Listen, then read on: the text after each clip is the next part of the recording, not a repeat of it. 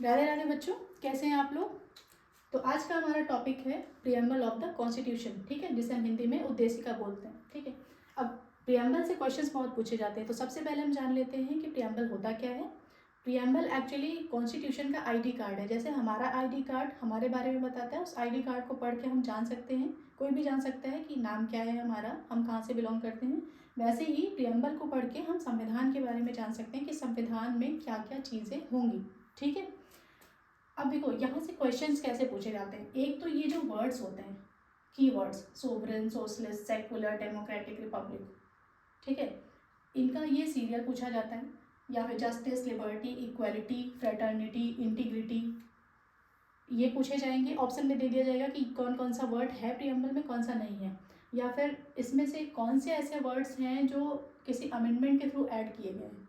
ठीक है, तो ये चीज़ें यहाँ से निकल के आती। अब इसको हम लर्न कैसे करेंगे। ठीक है, तो एक स्टोरी है छोटी सी, वो मैं बताती हूँ।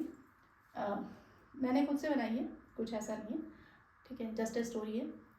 एक बार मेरी माँ ने मुझसे कहा, या फिर मैंने अपनी मम्मी से एक बार बोला कि मैं तो सब कुछ हूँ। ठीक है, अच्छा, मैंने स्टोरी का टाइटल रखा है मैं सब कुछ हूँ से मैं कुछ नहीं हूँ। ठीक है, मतलब अर्थ से फर्स्ट तक की जर्नी।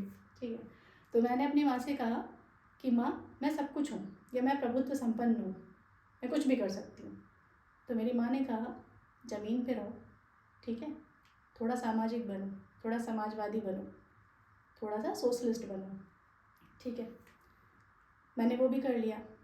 फिर उन्होंने क्या बोला कि ठीक है, समाजवादी तो सही है, सोशलिस्ट तो आप बन गए हो, लेकिन थोड़ा सा सेकुलर भी बनो, मतलब सब हर धर्म को एक जैसा समझो, किसी को ऊंचा नीचा मत समझो। तो हम सेकुलर भी बोलिए। फिर उन्होंने बोला कि सेकुलर तो ठीक है, लेकिन जो लोग हैं उनके बारे में ही सोचो, मतलब डेमोक्रेटिक बनो, लोकतंत्रात्मक बनो। ठीक है, मैंने वो भी कर लिया। अब उन्होंने क्या बोला कि ठीक है, यहाँ तक भी ठीक है, लेकिन ये तुम जो भी हो ना आज, इन लोगों की वजह से हो, मतलब ये चाह ले तो वो भी तुम्हारी जगह आ सकते हैं, तो तुम कुछ बहुत बड़ी चीज़ नहीं हो। ठीक है, तो हुआ क्या, मुझे लगता था मैं सोवरेन हूँ, उन्होंने बोला सोशलिस्ट बनो, बन गए। फिर उन्होंने बोला सेकुलर बनो, वो भी बन गए। फिर उन्होंने बोला डेमोक्रेटिक बनो, ठीक है। फिर उन्होंने बोला जो भी है रिपब्लिक ही है, जो आज तुम हो वो कोई भी हो सकता है। ठीक है, गणराज्य। तो क्या हुआ, अर्थ से फर्श तक आ गए ना हम, sovereign, socialist, secular, democratic, Republic, प्रभुत्व संपन्न से समाजवादी, फिर पंथ निरपेक्ष, फिर लोकतंत्रात्मक, फिर गणराज्य। ठीक है, तो इसकी ये स्टोरी है, बिल्कुल सीरियल से आपको लर्न होना चाहिए, ये पूछा जाता है।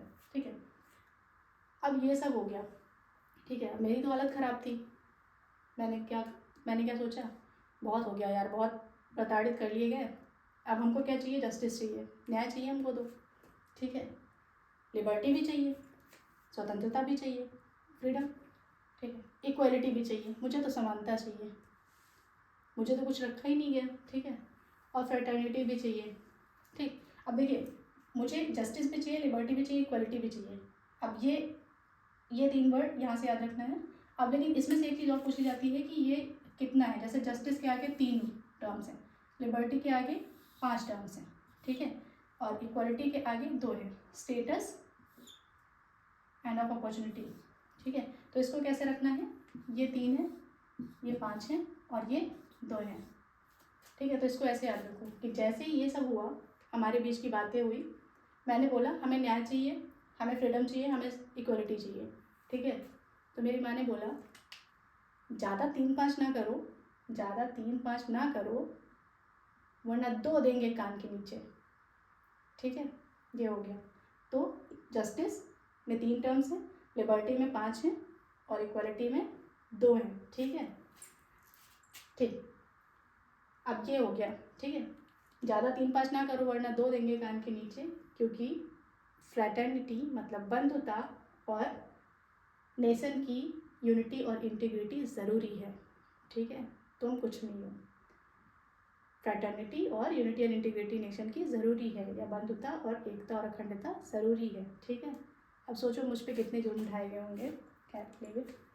ठीक है, अब ये आपको लर्न हो गया होगा आई थिंक। अब यहाँ से एक चीज़ और इम्पॉर्टेंट है कि ये हमारा जो कॉन्स्टिट्यूशन है वो अडॉप्ट कब किया गया या इनैक्ट कब किया गया। ठीक, तो ये हुआ है 26 नवंबर 1949 को। ठीक है, ये डेट पूछ लेते हैं। ठीक है, अच्छा 26 नवंबर जो है किसी डे के रूप में मनाया जाता है, ये मुझे कमेंट बॉक्स में आंसर चाहिए। ठीक है, इसको आप कमेंट बॉक्स में आंसर करोगे। ठीक, अब यहाँ से एक क्वेश्चन और बनता है, वो कौन सा बनेगा कि इसमें कौन से ऐसे टर्म हैं जो किसी अमेंडमेंट के थ्रू ऐड किए गए, क्योंकि प्रियम्बल को सिर्फ एक बार अमेंड किया गया है। ठीक है, और वो भी कौन सा है, 42nd amendment, 42nd constitutional amendment act 1976। ठीक है, ये अमेंडमेंट हुआ था इंदिरा गांधी के टाइम पे। मैंने बताया था 42nd कॉन्स्टिट्यूशनल अमेंडमेंट एक्ट, इन्होंने कुछ नहीं छोड़ा, प्रियम्बल को भी अमेंड कर दिया। ठीक है, अब इसमें अमेंडमेंट के थ्रू क्या क्या ऐड किया गया वो पूछा जाता है। तो एक तो सोवरेन, दूसरा सोशलिस्ट और तीसरा इंटीग्रिटी। ठीक है, ये 3 टर्म ऐड किए थे। तो इनको हम याद कैसे रखेंगे, 42nd कॉन्स्टिट्यूशनल अमेंडमेंट के थ्रू SSI,